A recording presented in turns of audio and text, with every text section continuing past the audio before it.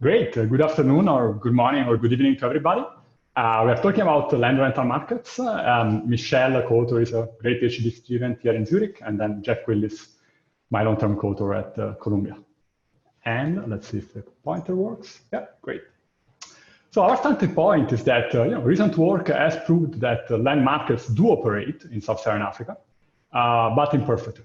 Examples of wedges include land disputes, search costs, asymmetric information, and transaction costs, among others. Now, intuitively, the presence of these wedges are going to reduce the gains from land transactions. Think of land sales, land rentals. And in turn, they may thus decrease the volume of transactions and cause potential misallocation. Now, in this paper, we focus on land rentals, which are more active than land sales, for sure, but are still subject to important distortions, and I'll give some examples later on. Now, scholars in economics and other social sciences working on land rentals focus at least on three research questions.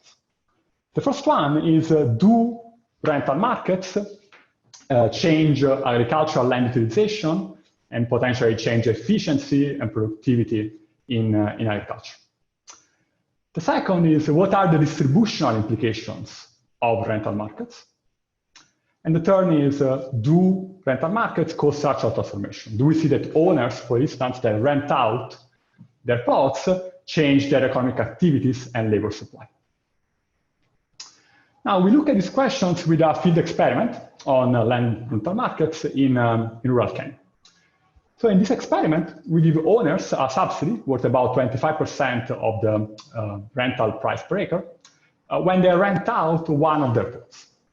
And the idea is that the subsidy will mimic a reduction in the wedges, right? If there is a transaction cost, this top-up will partially at least undo these wedges. And therefore, we then study the effects of the marginal rentals that the experiment induces. We study the effects of the experimental induced rentals that we see coming up in response to our treatment.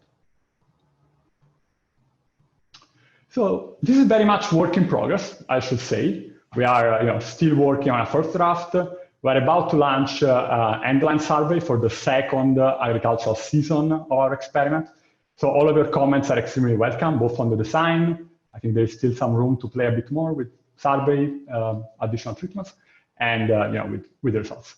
So in this spirit, the experimental design can, or at least eventually can, tell us a few things. So it can tell us the treatment effects of marginal rentals, both on the plots that are rented out and on the owners that rent out, and potentially shed light on the degree of misallocation in land in this area.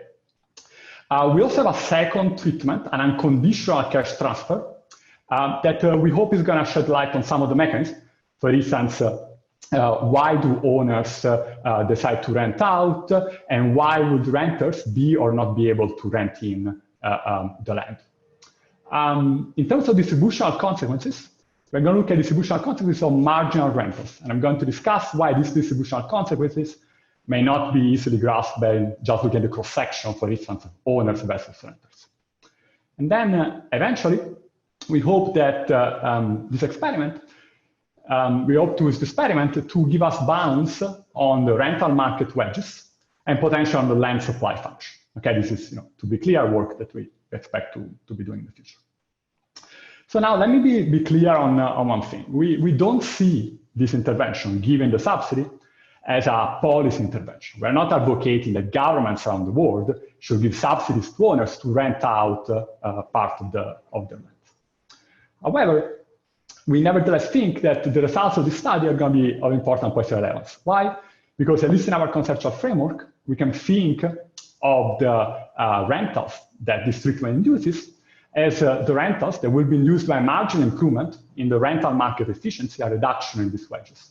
And therefore, we're going to look at the effect, potentially, of these marginal improvement in rental market efficiency. So we build on a large literature. Here I'm just citing a few papers that focuses on both the distributional and the efficiency effects of land rentals, including by people who are at this conference. So most of the work is observational. There are a few nice, quite experimental contributions, for instance, recent work in China and in Ethiopia. However, experimental work on land rentals is virtually non-existent. We are only aware of another registered randomized control trial on formalizing renting in Rwanda, this work by Carpe and co-authors. We were inspired by a couple of somewhat related papers. So Gareth Bryan and co-authors have a lab in the field in which they use market design to try to foster land trade. And then in a recent published paper, Bouchard et al. Have a field experiment on exogenously varying, experimentally varying tenants' output shares to test sharecropping. And obviously we relate to your much broader literatures on property rights, land property rights, including some recent experimental work, and land reforms. Okay, so in the rest of the talk, I want to give some minimal information about the background in this setting, talk about the experimental design, and then share the results, or at least the preliminary results. Okay, so we work in Kenya. In this part of Kenya, most people own land, have a certificate. So you can think at least a first approximation as private property rights, however, imperfect property rights. 10% of the households currently rent out a plot. This is mostly cash rentals, that's basically not sharecropping. And this is similar to data from many other sub-Saharan African countries in representative samples. Now, in our survey, these wedges in land rental markets come up qualitatively, quite prominently. So when we ask owners specifically about costs in renting out, and they mention search costs. They mention concerns about soil overexploitation on the renter side.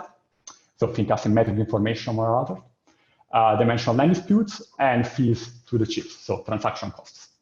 And we don't have an extensive survey of renters on these questions, but at least qualitatively, we see a lot of these emerging also when asking renters.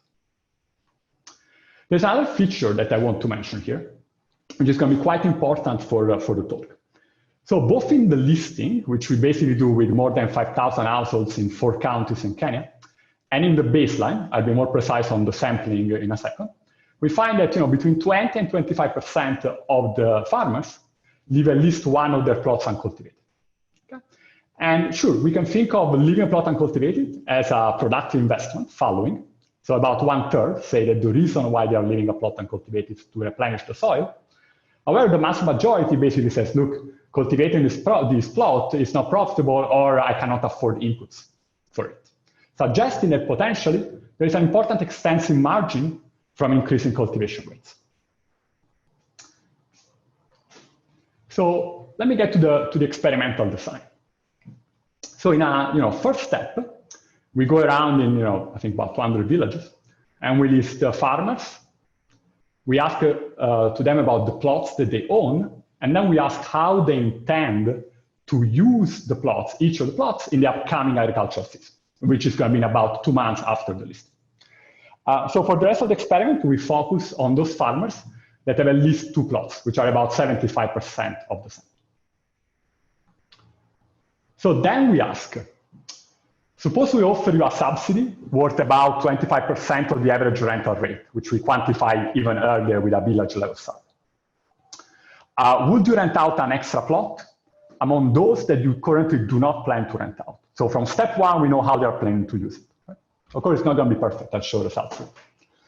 So would you be willing to rent out an extra plot among those that you are currently not planning to rent out if you receive a subsidy of about 25% of the rental rate, in addition to whatever the renters will pay to you? And then we receive the sample to those farmers who said yes, and we define the target plot, the experimental plot, as the plot that they say they will be renting out with a subsidy, and they were not planning to rent. Then among this sample of farmers, of owners, we randomize into 3 groups: a conditional rental subsidy, the top-up, the 25% top-up, when you rent out one of the target plot, an unconditional cash transfer of the same amount, and then we have a pure control group. Okay? So the idea here is that the unconditional cash transfer will help us shed light on some of the mechanisms behind our results, for instance, the role of cash constraints. Okay, so a couple of extra details on experimental design. So the first one is verification, right? We are telling these people, look, if you rent out a plot, you get a top up from us. We need to verify that if they say they are renting out, that's actually happening. We do a bunch of things. Let me mention a couple. So we have, we basically ask the parts to get a rental certificate from the chief, which basically says this land is going to be rented from X to Y at this price. And chiefs also receive a very small token for this service, which we factor in the unconditional cash transfers, of course. And then we have a long confirmation interview with the renter. So I don't want to claim verification is perfect, but we substantially raise the cost of chief. And then something important in stratification, randomization stratification. So we randomize by county, by plot size, and crucially, by the planned use of the target plot for the next season. So in the listing, we know whether the farmer, the owner, said that he was going to use the plot, he was going to cultivate the plot, sorry, or whether the plot was going to be left fallow or maybe not yet decided. Okay? So in the rest of the presentation, I wanted to think of the first group as stratum 1, plots planned to be cultivated, and the second group as a fallow, stratum 2. Overall, the randomization achieved balance. I don't have time to discuss that. So just to give you some numbers, with some timeline, we did a small pilot in early 2019. Then we worked, the first main experimental season was basically in the second half of 2019, the so-called short range. We list 7,000 households. We eventually include 500 owners and target plots in our main sample. We do a baseline with them. Then we randomize, we offer the subsidy, we verify rentals. Then we do another baseline with about 200 renters. So 200 out of the 500 target plots get rented out, and we do a baseline measuring characteristics of the renters. And then toward the end of the season, we do maize crop cutting, we do soil testing, and we do an end-line survey for that season. And now we are doing the same for the season that is just ended now. We have another end-line just about to start. Okay, so let me talk about results. Let me guide through the plan here. So listing, I'm going to tell you, how many people are interested in the subsidy and how they compare to those who don't. Second, we see whether our treatment had bite. Do we see that rentals are more likely to happen under our treatment? The answer is going to be yes, of course. Otherwise, I won't be presenting here, I guess. And then we are going to look at the distribution implications of rentals. We're going to look at outcomes on the target plots, and we're going to look at outcomes to the owners that were targeted by it.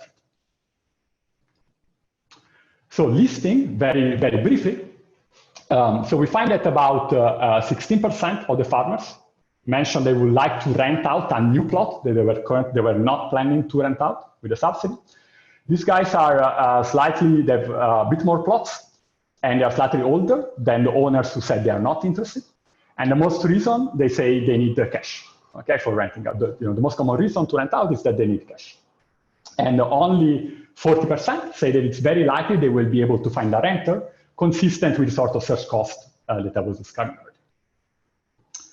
So first stage, in both seasons, both the 2019 short range and the 2020 long range, 2/3 of the subsidy group eventually take up the subsidy, meaning that they express interest, they complete the rental and complete the verification process and receive the subsidy.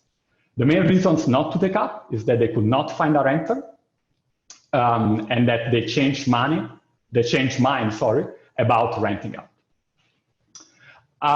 Now, the rental subsidy is much more likely to rent out the target plot. So in the control, we still see that about 20% of people eventually rent out the target plot, even if in the listing they said they weren't planning to. Things change in 2 months, I guess. And then this proportion goes up to 70% in the treatment group and just slightly increase in the cash flow.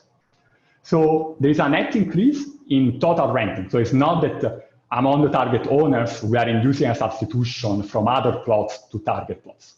Okay? There's a net increase in total renting for the target owners. So let's try to understand these marginal rentals that we are inducing with the experiment. And we can do this in at least a couple of ways. So the first thing is that we can compare target plots to non-target plots for all the owners that we have in our sample.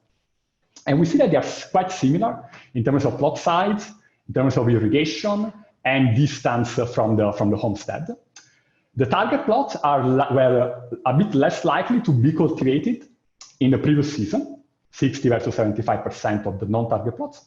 However, conditional cultivating, they were having a bit more input intensity. And then we can also compare sort of control rentals, right? Remember, 20% of the target plots in the control group are eventually rented out, with experimental induced rentals, which are going to be most of the treatment group rentals that we see in our data. And these are overall quite similar in terms of plot size, rental values, owner characteristics, and renter characteristics. Okay? I think the point here is that, you know, this kind of makes sense. We have a small reduction in wedges, and we see that the new rentals are not dramatically different than the ones that we were seeing before. Oh, sorry about that. Okay, so let's jump to the first set of results, which is the distributional effects of rentals. So who are the renters? Different strands of literature suggest that making land more liquid may either lead land in the hands of people with more resources, with more liquidity, kind of a land grab argument, or may enable land poor people, in particular land poor people, to get access to land.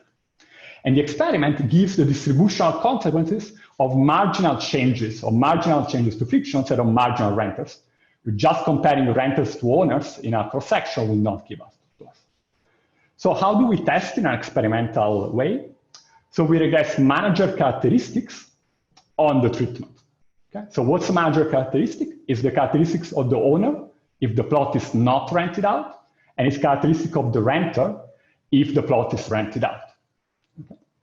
And I present ITT. I also present a late specification in which we instrument whether the plot is rented out with the rental subsidy. Happy to chat more about some of the exclusion restriction stuff in the Q&A. So what do we find? We find that managers in treatment, who are mostly renters, comparing to managers in control, who are mostly owners, are younger, are more likely to be male, are marginally significantly more educated. However, they are less likely to have received agricultural training. They are more likely to come from a different village, from 5% to 25%. They own much less land. However, they are not poorer in terms of non-land wealth. If anything, they are less likely to report they faced an hunger period in the previous season, and they have borrowed more money in the last 12 months before the survey. So the punchline here is that we do seem to find evidence that the rental markets indeed favor transfer of land toward land poor people. However, these renters are not necessarily poorer on other dimensions, including non-land wealth and access to credit. Okay, so now I'm going to discuss impact on the target plot. So how do we measure impact on target plot? If the plot is rented, we ask the renter. If the plot is not rented, we ask the owner. Then we also visit the plot to do crop cutting and soil testing. Okay, so I would say one of the central results of this presentation is that the treatment, and therefore the marginal rentals that the treatment induces, rises the likelihood that the plot is cultivated versus being left uncultivated. So in the 2019 short range, the average cultivation rate is 70%. This goes up to 90% in the late specification, let's say the treatment when the plot is rented out. In the 2020 long range, the starting point is already higher. About 90% of the plots are cultivated anyway, and we don't see a significant effect of treatment. Overall, across 2 seasons, there is an effect of about 0.1 extra season cultivated from a mean of 1.6. Now, so this effect, the one in the 2019 short range, where the baseline cultivation is lower, important is much larger than the one induced by a cash drop. So what does this tell us? It tells us that cultivating that plot is not the marginal expenditure, the marginal investment that the owner would undertake by herself once she received the additional amount of cash. Okay? And now, importantly, this effect is entirely driven, this effect on cultivation is entirely driven by plots, by plots that the owner reported they were not planning to cultivate in the listing. Okay? So you compare here column 5, which refers to stratum 2, and you see basically nothing going on is column 1, which is plots that the owner was already cultivating. We don't see any impact on crop choice. I'm not showing the results for plasmid. Now, obviously, we are worried that this increase in cultivation may basically come at the expense of an improvement in soil quality, of soil replenishment. So we test this, we collect soil quality index, and we don't find evidence that renting is increasing soil depletion. If anything, the soil quality index is slightly positive. The treatment effect on the soil quality index is slightly positive in our sample, though far from significant. But it's important to check this. Now, then we look at inputs and outputs. Okay?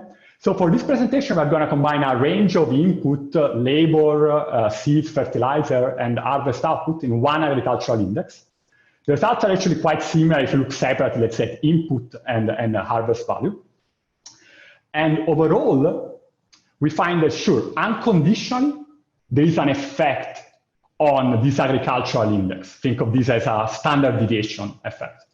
It's very intuitive. If the plot is more likely to be cultivated, we're going to see more input use, more output, if we don't condition on cultivation. In other words, if the index for non-cultivated plot is 0.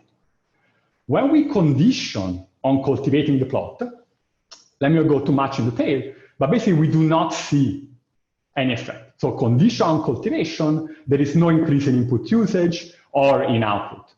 And this comes particularly clearly in stratum 1, because in plots that the owner was already planning to cultivate, we are not really worried about differential selection into cultivation. And so this is more likely to be a real treatment effect. And we basically see 0 effects.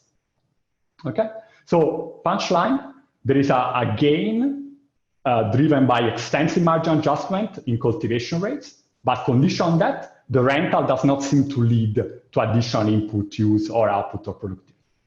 And this is confirmed if we look at actual crop cut, the actual yield data from crop cutting. Okay? And preliminary analysis also suggests no impact on TFP, but that's something that we are working on and we need to look in the next steps. So let me conclude, I have 3 minutes, on owner outcomes.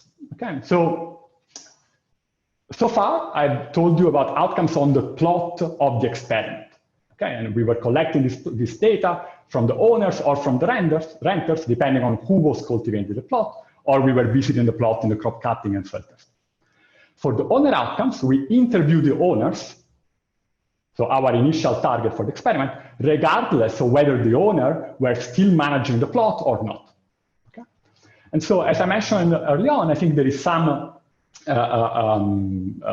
work suggesting that making land more liquid may allow owners who get out, who no longer cultivate the plot because they're rented out, to move to other economic activities.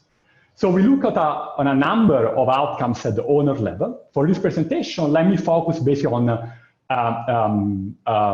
labor supply and income in on agricultural work on other people's farm, or even more interesting, on non-agricultural labor.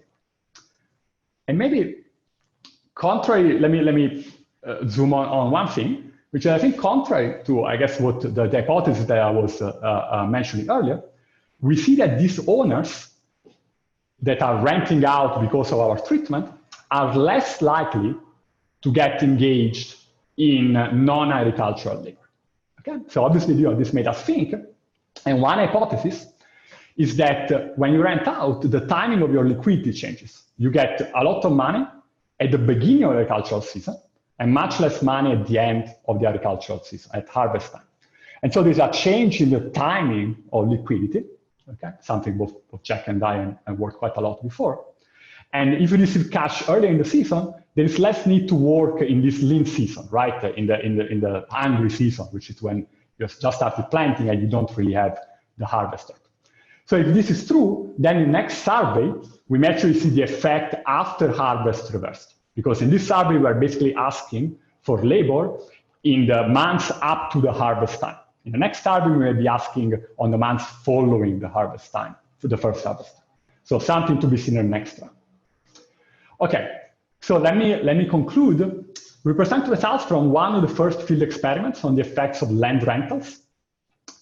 We experimentally induce marginal rental transactions with a top-up subsidy to the owners. We find that land constrained, but not necessarily poorer households, access land through the rentals. We find that the rentals increase the likelihood that the plot is cultivated more than a cash transfer to the owner. We find a condition on cultivation, there is no effect of rentals on input or output. At least these are more preliminary results, but so far that's what we see. And there's some evidence suggesting that rentals change labor supply, possibly affecting the timing of liquidity to these plot owners. So next steps, we have an ongoing, or about to start, to be honest, survey on the long range, and we plan to do more analysis on productivity, owner outcomes, and eventually trying to quantify misallocation.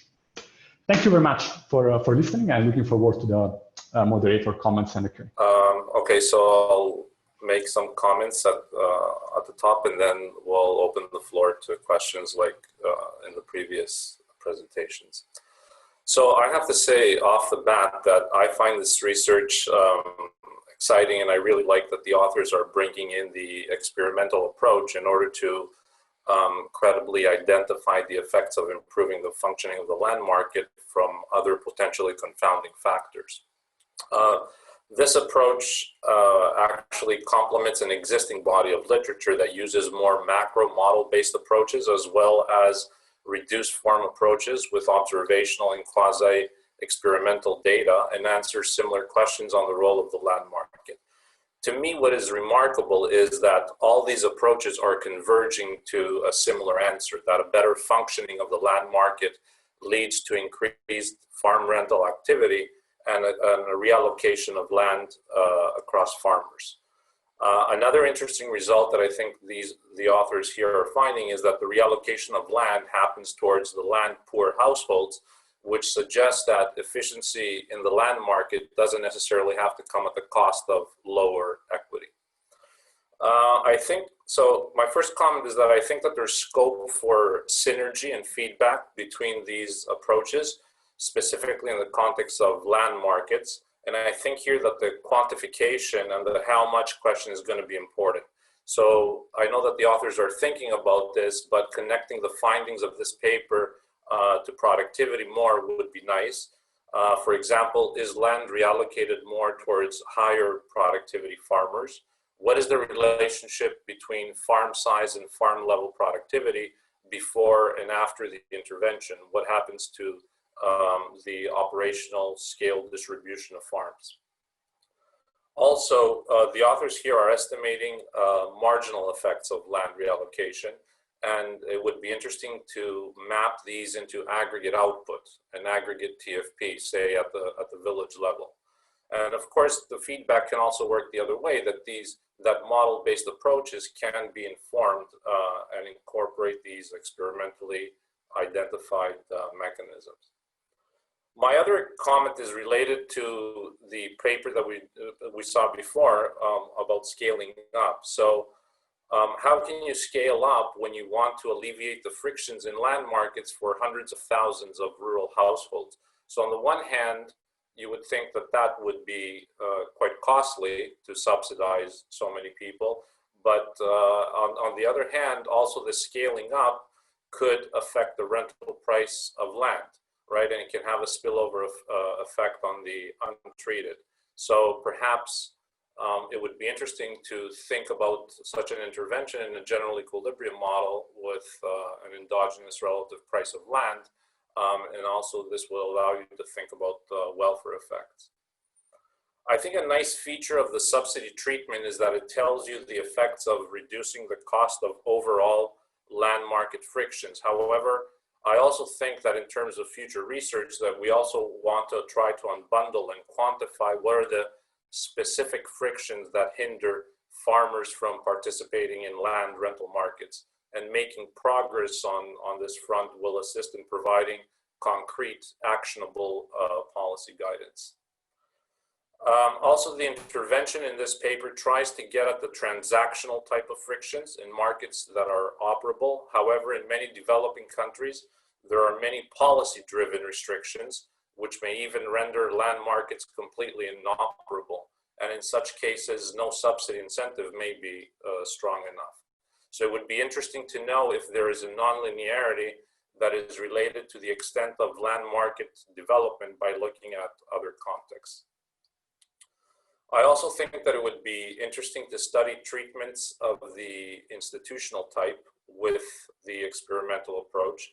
And, you know, why not be ambitious here and possibly collaborate with a government agency in a country that is gradually rolling out an explicit reform that strengthens land property rights in pilot areas that has the potential for scale up. And a couple more questions about this particular paper. So one question was, what happens in the long run? Does increased rental market activity persist, or does it dissipate once the pecuniary incentive is removed? Also, you're incentivizing farmers to rent out. What about farmers renting in? Don't they need similar incentives if they face similar frictions on their side, on the demand side? And also, what are the effects on occupational choices and migration decisions of owners? Because this will help it tie in with the structural transformation literature and think about that dimension. And you mentioned it, but it seems to me that there's a selection going on as to who is going to rent up, right? So if you get the subsidy and I'm still willing to cultivate the plot myself, then that would imply that I think that I would get a better return doing it myself rather than renting it out. And finally, as a general comment, I think for this literature that it would be interesting to quantify the interaction of frictions in land markets with other markets, right? The labor market, capital goods market, and you know, possibly using a blended experimental structural macro approach. So I'll stop there and happy to open up the floor to questions. Should I respond, or should I take the questions? Yes, please go ahead.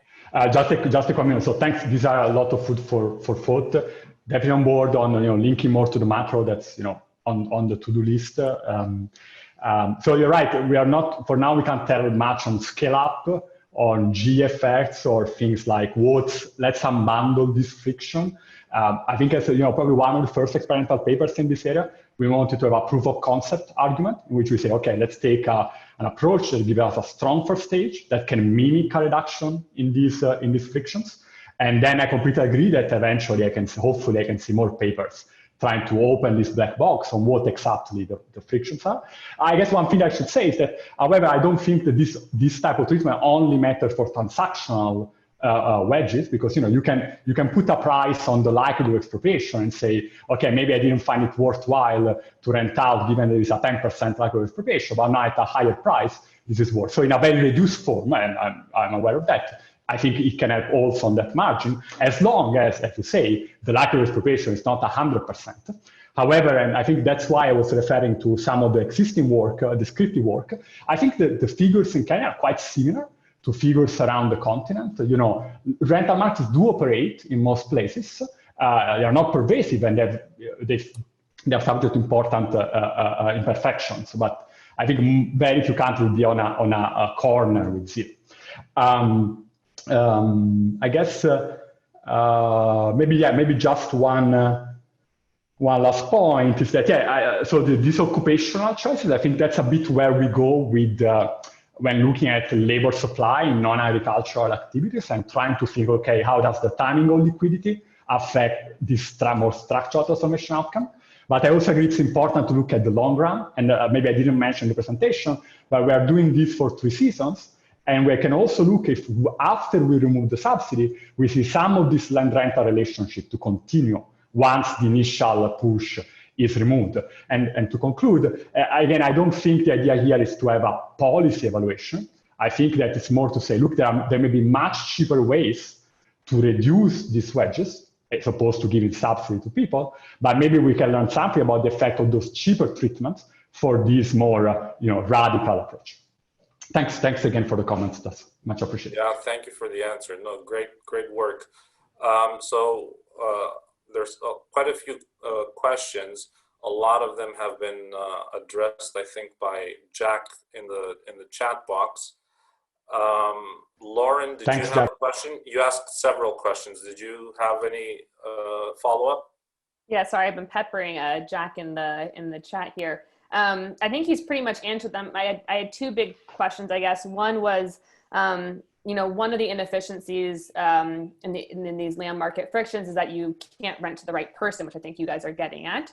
But another one is the inability to combine plots and potentially get economies at scale and do mechanization. So I was just wondering if you have any within your random variation, if you have any plots that happen to be next to each other. I think someone else had a good idea about looking to see when you give the subsidy to one farmer, does that induce them for one plot? Does that induce them to then rent out neighboring plots? That might be some sign of there being some efficiencies from scale. And the other question, yeah, please go ahead. No, sorry, I thought you were done. Go ahead. The other question I had was just quickly on what happens to the person who's renting, what happens to his other land holdings? Are there any, is it possible there are some spillovers there? I mean, the most basic story would be maybe because you're subsidizing it, maybe they get a cheaper rental rate and they're just shifting where they're producing into your study area away from outside. So we're just curious about data on that.